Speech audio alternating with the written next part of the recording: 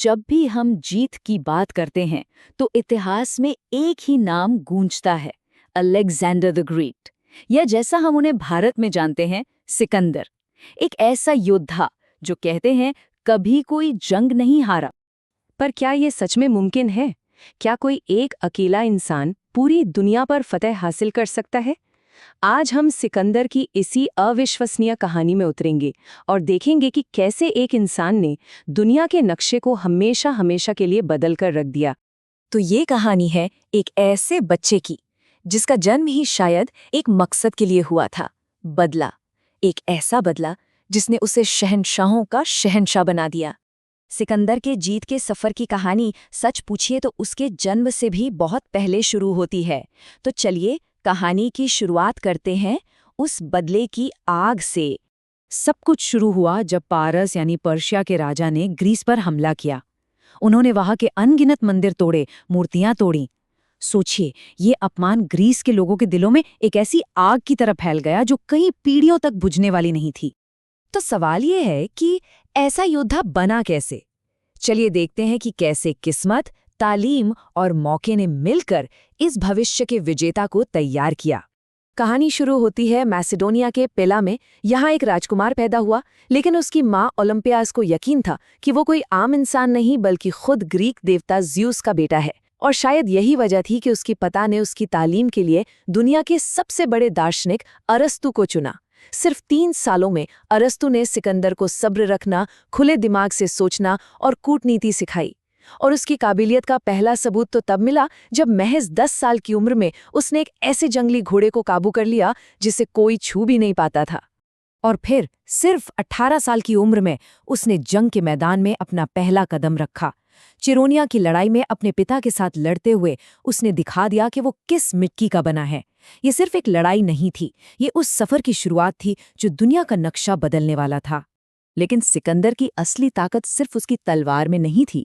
असल में ये एक कमाल का खेल था, दिमाग और तलवार का। पारसी साम्राज्य को जड़ से मिटाने का वो पुराना सपना लेकर सिकंदर आगे बढ़ा। गोगामेला के मैदान में उसका सामना हुआ उस वक्त की सबसे बड़ी फारसी सेना से।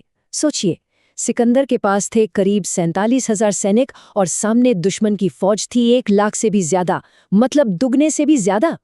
अब ये बड़ा दिलचस्प है कि इतनी बड़ी सेना को उसने हराया कैसे। उसकी रणनीति बहुत ही सरल लेकिन कमाल की थी।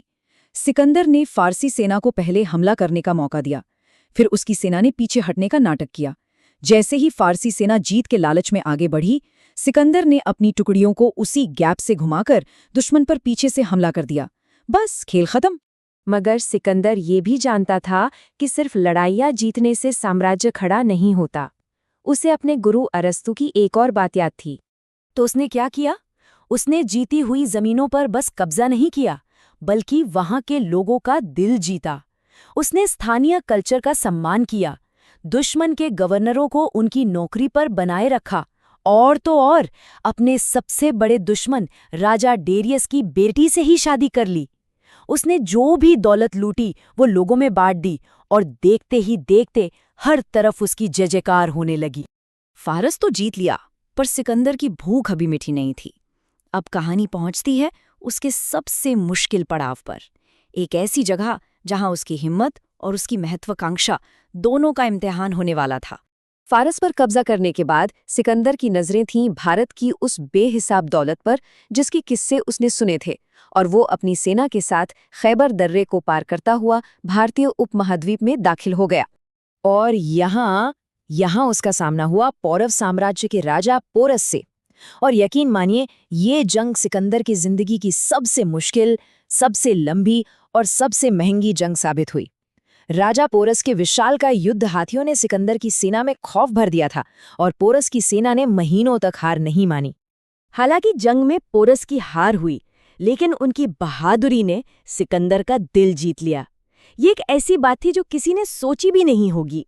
सिकंदर ने न सिर्फ पोरस को उनका राज्य लौटाया, बल्कि और भी जमीन तोहफे में दे दी। लेकिन यहीं भारत की धरती पर पहली बार ऐसा हुआ कि सिकंदर को झुकना पड़ा, और उसे झुकाने वाला कोई दुश्मन राजा नहीं, बल्कि उसकी अपनी ही थकी हारी सेना थी। सालों से घर से दूर, लगातार लड़ते लड़ते वो थक चुके थे और उन्होंने आगे बढ़ने से साफ इनकार कर दिया। सिकंदर को मजबूरन लौटना पड़ा। तो सिकंदर पूरी दुनिया तो नहीं जीत पाया, लेकिन उसने जो किया उसका असर आज भी दुनिया पर है। और इस विरासत की कहानी की शुरुआत होती है उसके रहस्यमयी मौत से। सोचिए, जिस राजा को कोई जंग में नहीं हरा सका, वो सिर्फ 32 साल की उम्र में कैसे मर गया? ये एक ऐसा सवाल है जिसका जवाब आज तक इतिहास ढूंढ रहा है। और ये वाकई हैरान करने वाली बात है। जून 323 ईसा पूर्व में बेबीलोन में 10 दिन के तेज बुखार के बाद उसकी मौत हो गई। पर अजीब बात ये थी कि मौत के 6 दिन बाद तक उसके शरीर में सड़ने का एक भी निशान नहीं था। तो आज के वैज्ञानिक क्या सोचते हैं? उनका मानना है कि सिकंदर को शायद एक स्ट्रोक की वजह से लकवा मार गया था। इससे उसके शरीर में ऑक्सीजन की जरूरत कम हो गई और उसकी सांसें इतनी धीमी हो गईं कि किसी को पता ही नहीं चला, और शायद उसे जिंदा ही मृत घोषित कर दिया गया। लेकिन उसकी विरासत सिर्फ लड़ाइयों या उसकी मौत के रहस्य तक ही नहीं है। अपनी छोटी सी जिंदगी में सिकंदर ने 50 से भी ज्यादा शहर बसाए, और ये कोई मामूली बात नहीं है।